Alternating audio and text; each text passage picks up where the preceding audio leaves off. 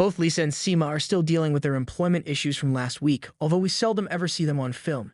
Seema is being bullied out of her job as she launches her own real estate company. Herbert is seeking a sleek divorce while Lisa is sleep-chatting due to her nervousness over choosing a new editor. Last but not least, Charlotte is still idle. The situationship between Carrie and Aiden appears to be coming to a head in the 4th episode of Season 3, Apples to Apples.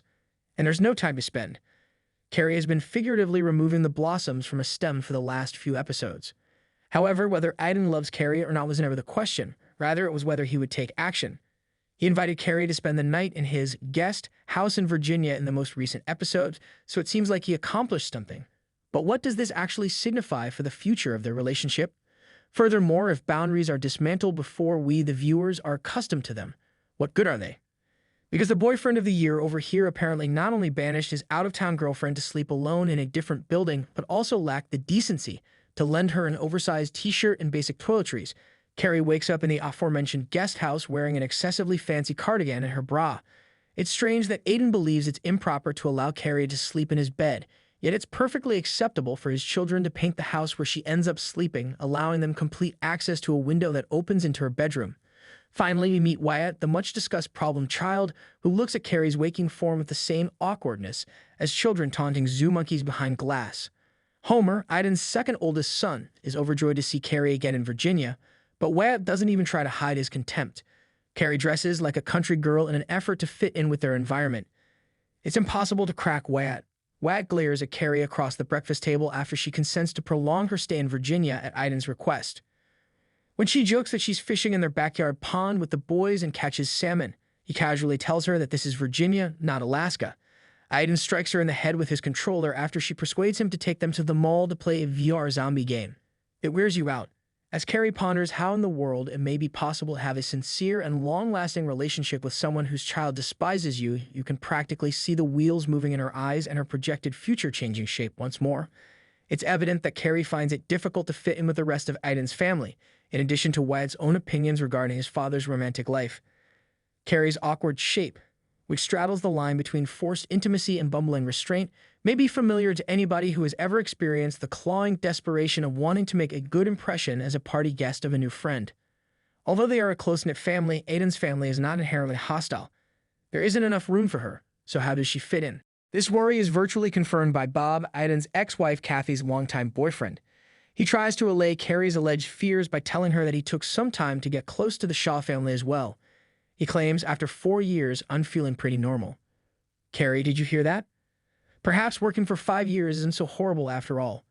Bob, who I'm not sure is intoxicated or simply unable of interpreting social cues, reveals that Aiden dislikes giving Wyatt Adderall. Naturally, Carrie feels terrible for selling the drug into their house. She would never have snuck it across state lines in the first place if she had known Aiden was against it. Later that evening, during a friendly game of Apples to Apples, the Adderall scandal takes center stage, despite Aiden's efforts to ignore the drama surrounding the prescription drug. I've never played it before, and I won't read the rules, but based on what I understand, it's a word association game with a deck of random words, phrases, and well-known individuals. Probably more peachy than Cards Against Humanity. In any case, Wyatt is making sure that everyone knows how angry he is about his losing streak. When Carrie's card, Pumpkin Spice Latte, is chosen over his card due to the term mysterious, Jennifer Lawrence played Mystique in X-Men, is the final straw for him. A string of profanities breaks out during the evening, reigniting Aiden and Kathy's argument about Adderall. Kathy interprets Wyatt's disobedience as evidence that he requires medical attention. After Aiden's son was caught consuming drugs, he accuses Kathy of pressuring him to take pills. Wyatt abruptly cracks a rake through the dining room window to stop the party, seemingly on cue. That seems to be all Carrie needed to see in order to fully comprehend the scope of Aiden's problems. She now makes it clear to him that she must let him go because he belongs in Virginia with his boys and most importantly without her. Despite all I give these two, their parting chat is so beautiful and heartfelt that I actually started crying when Aiden, who is somehow still as tall as Carrie even when he is sitting, says, "Are you breaking up with me?" In the tiniest voice a man 6 feet or more has ever used. Carrie is letting go of the fear that has hovered over them both since Wyatt's automobile accident in Season 2, but she isn't ending her relationship with Aiden. As if to reassure him that her love is unconditional, she gives him the key to their Gramercy house.